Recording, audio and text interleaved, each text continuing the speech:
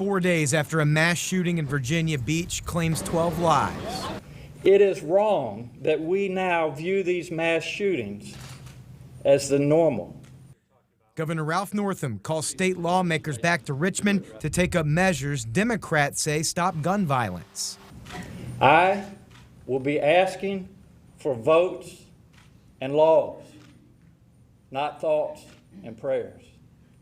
Northam's proposals include banning high-capacity magazines, a one-handgun-a-month law, and allowing localities to restrict firearms in their buildings. All obligations to put legislation forth, too. We think there's some things we need to do in this space. Virginia Republicans say they'll propose their own bills to address gun violence, things like mandatory minimums and addressing mental health. I would ask the governor then, is he going to forego his veto power on things like mandatory minimums? Is he going to change his stance and alter his process?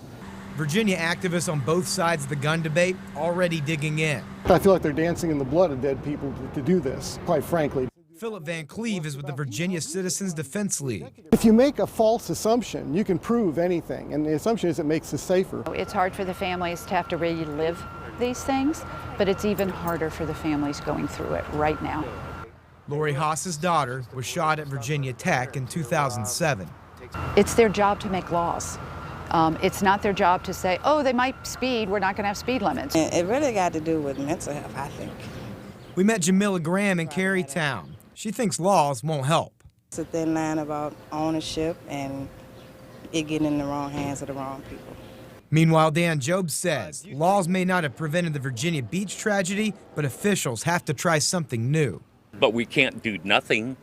This country has way more mass shootings than anywhere else in the world. Both the governor's office and House Republicans are still working out details of this special session, but they do say that they expect it will happen later this month.